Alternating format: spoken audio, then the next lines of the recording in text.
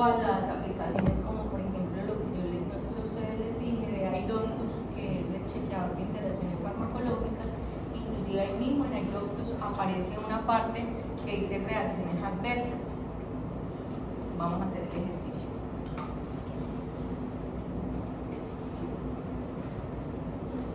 Está cargando.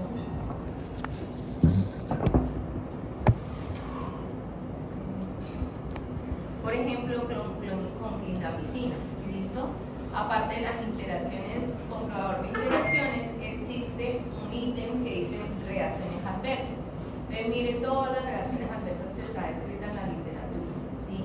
Agranulocitosis, anafilaxia, candidiasis vaginal, cervicitis, colitis, pseudomembranosa, dermatitis exfoliativa, diarrea, dolor abdominal, eosinofilia, eritema multiforme, ictericia, mácula, náuseas, pápulas, prurito, trombopenia, urticaria, vaginitis y vómitos.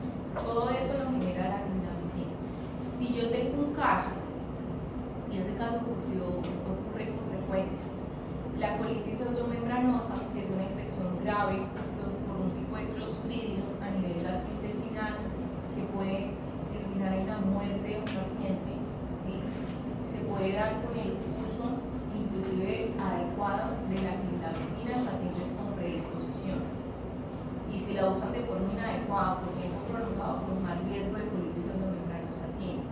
Y ese caso se presentó en el hospital y el paciente lastimosamente falleció. Es un paciente que ingresa con un absceso en el brazo, un adulto no tan adulto de 55 años. Y le iniciaron tratamiento con clindamicina y otro antibiótico, otro que se fue clindaciclo. Y el hecho es que lo drenaron, pero el paciente empezó, le mejoró lo del absceso, se le resolvió, pero como a los 10 días de hospitalización empezó con diarreas, loperamida, le mandaban médico general, que eso no se debe hacer, pero para uno mandarle loperamida en una diarrea no debe ser infecciosa. Una diarrea infecciosa no se trata con loperamida, porque puede empeorar el cuadro. Y diarrea, bueno, al fin a ellos se le ocurrió pensar en clostridium, tomaron las pruebas, hicieron colono, confirmaron el diagnóstico y eso fue una reacción adversa, sí, grave, porque el paciente falleció. Por eso, por esa causa. Que fue por la escala de causalidad, si no estoy mal, fue como posible, ¿sí? Porque recuerden que para dar definitiva es muy difícil, son muchos factores los que tienen que ser presentes para ser definitiva y para eso existen estas escalas, para ellos saber si tienen relación o no con el medicamento. Y por eso estas aplicaciones son de utilidad. Entonces, ¿por qué? Porque en el primer ítem dicen los efectos adversos existen reportes similares a esta reacción en cualquier punto de la literatura o aplicaciones o pues farmacopea similar. Los efectos adversos aparecen después de que la droga o fármaco sospechosa fue administrada. Son 2 puntos, sí. La reacción adversa mejoró cuando la droga o fármaco fue descontinuada o un antagonista específico fue administrado. Es un punto. La reacción adversa reaparece cuando la droga se readministra. Hay causas alternativas que pueden en ese punto haber causado esta reacción. Ahí sería menos un punto cuando hay una causa alternativa. La reacción aparece cuando un placebo es dado, más puntos. Claro, porque el placebo no tiene un principio activo, entonces en teoría no tendría por qué empeorar la reacción. Estuvo la droga detectada en el cuerpo o en otros fluidos en concentraciones tóxicas conocidas. Este parámetro es muy difícil porque acá en Cúcuta, por ejemplo, para que procesen niveles de medicamentos es una demora. O sea, aquí perfectamente ese examen puede durar una semana, 15 días, si está hospitalizado hasta más. No sé por qué, pero es muy demorado. Fue la reacción más severa cuando la dosis fue incrementada o menos severa cuando la dosis fue disminuida. El paciente tuvo similares reacciones a la misma o a similares drogas sin alguna previa exposición.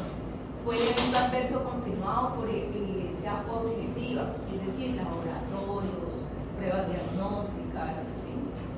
Entonces, si yo tengo un puntaje en todos los que estoy viendo acá, más de 9 puntos, puede ser definitivo.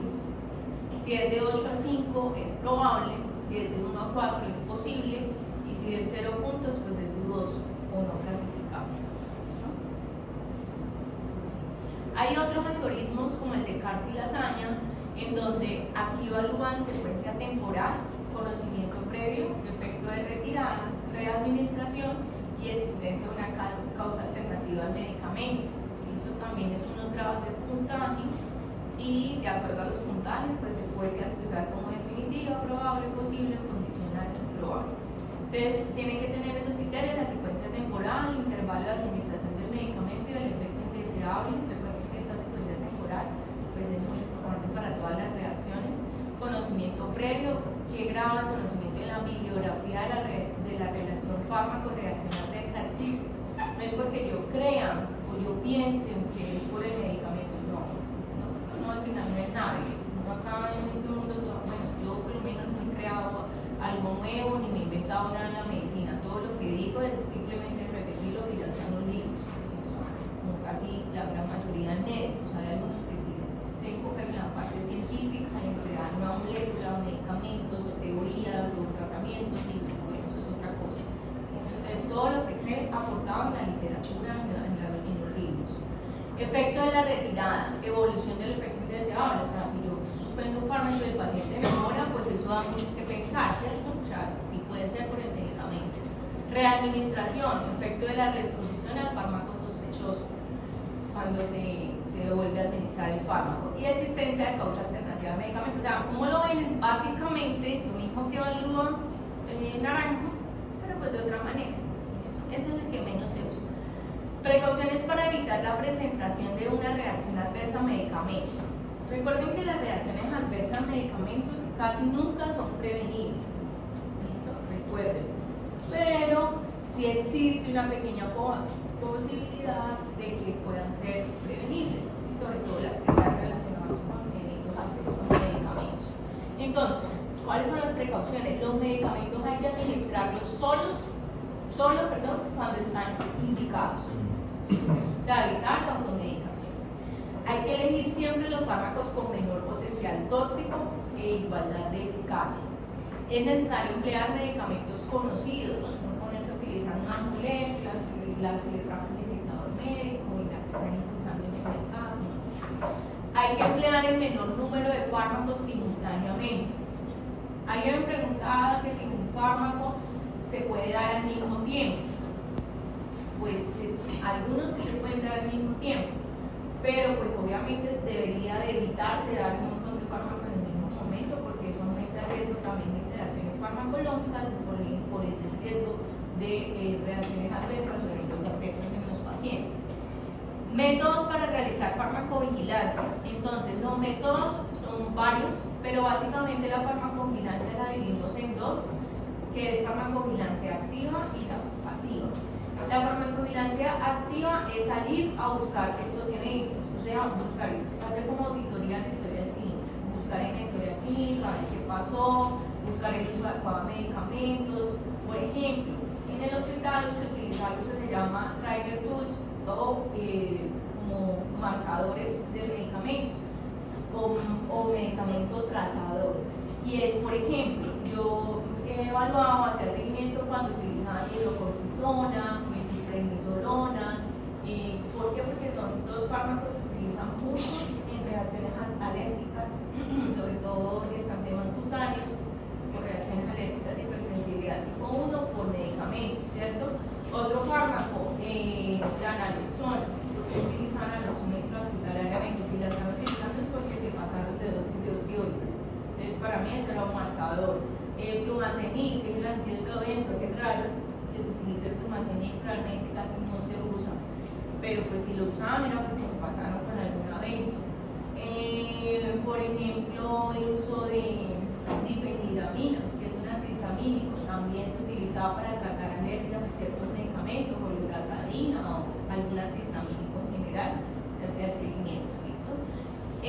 Hay un sistema de notificaciones espontáneas, y es cuando todos los profesionales de la salud que trabajan en una institución de salud están en la obligación, y también, pues sí, es obligación de notificar cualquier suceso de seguridad. Esas son notificaciones espontáneas, ¿listo? Por un formato especial que maneja cada institución. guiado bajo los lineamientos del INVIMA. Sistema de farmacovigilancia intensiva, entonces la recolección de datos de forma sistemática y detallada y todos los efectos perjudiciales inducidos por medicamentos. Se centra más que todo en el medicamento y en el paciente. Estudios epidemiológicos, siempre pues, obviamente son de aporte importante a la farmacovigilancia, comprobar una hipótesis, establecer una causa entre la presencia de RAM y el uso de un medicamento, estudios de corte, estudios de casos de control. El éxito o fracaso de cualquier actividad de farmacovigilancia va a depender de la notificación de la sospecha de RAM. Por eso cualquier, inclusive sospecha, por más tonta que parezca, es mejor reportar. Entonces aquí están los tipos de farmacovigilancia. La pasiva es cuando simplemente se reciben, no es salir a buscar, sino esperar a que lleguen los reportes. Entonces son la recepción y gestión de casos que se notifiquen de forma espontánea en el entorno y se decida notificar. Ese es el reporte espontáneo. Es muy útil, sí, porque pues también puede generar un sistema temprano alerta. Cuando un profesional de salud, por ejemplo una enfermera, me está sospechando que un fármaco que viene siempre que se aplica genera flebitis, es porque algo pasa, pues hay que investigar si es por el fármaco, por la técnica, por el IECO o por muchas cosas. ¿Sí? Es la actividad de base de los sistemas nacionales de farmacovigilancia, o sea, la principal recepción de notificaciones. Y también, pues, es como el enfoque principal de la farmacovigilancia a nivel Colombia. La actividad la hacen profesionales que entienden y que se dedican a eso, como químicos farmacéuticos, algunos farmacólogos clínicos, toxicólogos clínicos, que nos involucramos activamente en buscar reacciones en un hospital, porque casi siempre cuando pasa algo grave todo el mundo lo tapa, porque así somos en Colombia, ¿cierto? La ley de la trampa, la ley del más vivo, entonces todos se callan, no digan nada, aquí todos nos cubrimos porque somos un equipo y somos compañeros y nadie se va a dar cuenta. Y obviamente habemos personas que somos expertas en esa área, como les digo, un equipo de químicos, un equipo de inclusive profesionales de enfermería, expertos en área de seguridad del paciente, y en ese caso estaba yo apoyando y obviamente nos mirábamos todas las cosas que estaban pasando. ¿Sí? Entonces eso desde ya, cuando es un profesional, tiene que salir con principios, ¿sí? Que si la embarró, pues asuman, ¿sí? Y obviamente si estamos en un hospital es para protegernos. Yo lo detectaba era porque si uno no dice nada y no lo analiza, cuando salga el abogado sí, los abogados no son bobos y los abogados siempre están al acecho de a quién demandar, a quién sacar plata, y uno tiene que hacer protección entre nosotros mismos.